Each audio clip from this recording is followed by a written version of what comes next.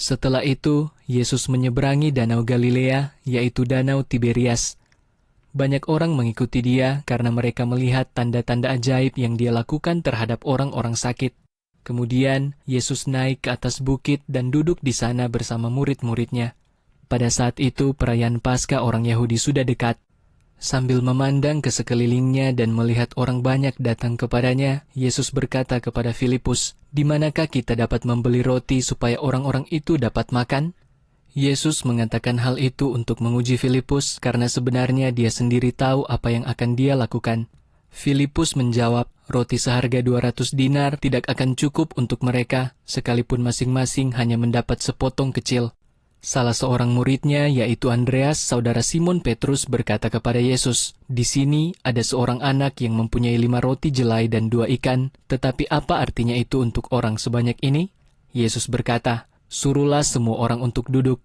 Di tempat itu banyak rumput, jadi orang-orang itu duduk kira-kira 5.000 laki-laki jumlahnya. Kemudian, Yesus mengambil roti-roti itu, dan setelah mengucap syukur, dia membagikan roti-roti itu kepada mereka yang duduk. Demikian juga dilakukannya terhadap ikan-ikan itu sebanyak yang mereka inginkan. Ketika semua orang sudah kenyang, Yesus berkata kepada murid-muridnya, "Kumpulkanlah potongan-potongan yang tersisa supaya tidak ada yang terbuang." Karena itu, para murid mengumpulkannya dan mengisi 12 keranjang dengan potongan-potongan dari 5 roti jelai yang ditinggalkan mereka yang selesai makan. Ketika orang-orang itu melihat tanda ajaib yang dilakukan Yesus, mereka berkata, "Dia ini pasti nabi yang dijanjikan akan datang ke dunia." Karena mengetahui bahwa orang banyak itu berencana datang dan memaksa dia menjadi raja atas mereka, Yesus menyingkir lagi ke bukit seorang diri. Ketika hari sudah mulai malam, para murid turun menuju ke danau, dan setelah naik ke perahu, mereka mulai menyeberangi danau menuju Kapernaum. Hari sudah mulai gelap, tetapi Yesus belum juga datang menemui mereka. Danau mulai bergelora karena angin yang sangat kuat bertiup.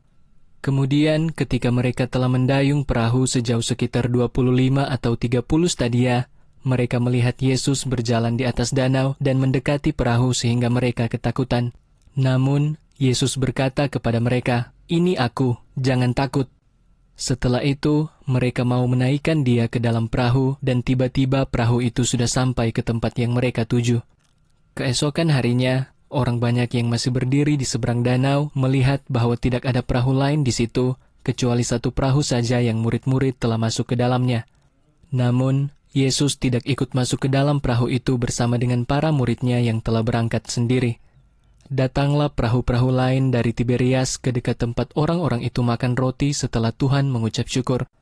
Ketika orang banyak melihat bahwa Yesus dan para muridnya tidak ada lagi di situ, mereka naik ke perahu-perahu itu dan berangkat ke Kapernaum untuk mencari Yesus.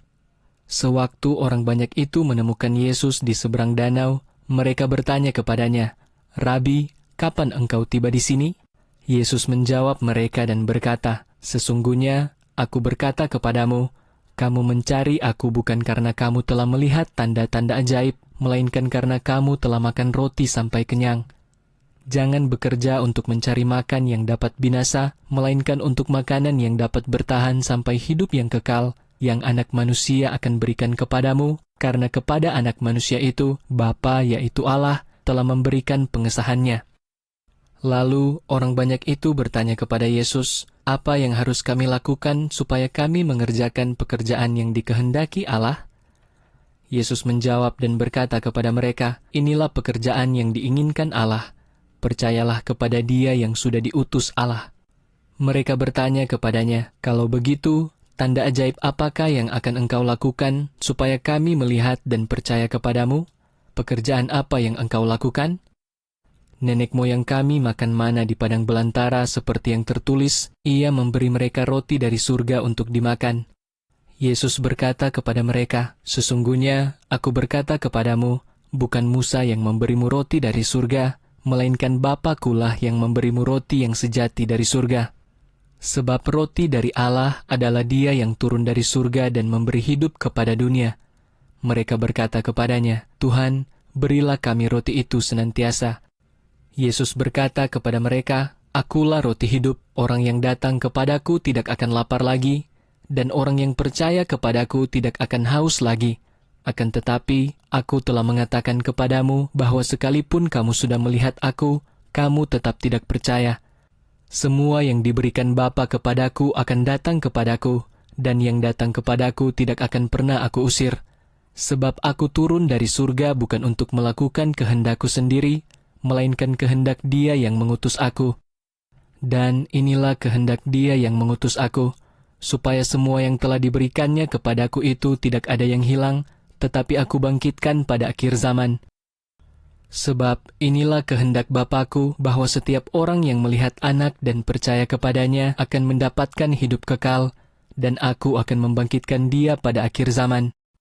Karena itu, beberapa orang Yahudi mulai menggerutu tentang dia karena dia berkata, "Akulah roti yang telah turun dari surga itu." Mereka berkata, "Bukankah dia ini Yesus, anak Yusuf, yang bapak dan ibunya kita kenal? Bagaimana mungkin dia dapat berkata, 'Aku telah turun dari surga'?" Yesus menjawab mereka dan berkata, "Jangan menggerutu di antara kalian sendiri. Tidak seorang pun dapat datang kepadaku, kecuali Bapa yang mengutus aku menariknya, dan aku akan membangkitkannya pada akhir zaman. Ada tertulis dalam kitab para nabi, dan mereka semua akan diajar oleh Allah. Setiap orang yang telah mendengar dan belajar dari Bapa akan datang kepadaku.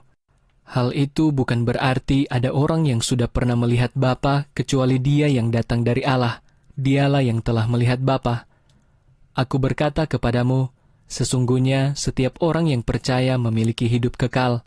Akulah roti hidup. Nenek moyangmu telah makan mana di padang belantara, tetapi mereka mati. Inilah roti yang turun dari surga supaya setiap orang memakannya dan tidak mati. Akulah roti hidup itu yang telah turun dari surga. Jika orang makan roti ini, dia akan hidup selamanya. Dan roti yang akan kuberikan demi kehidupan dunia itu adalah tubuhku."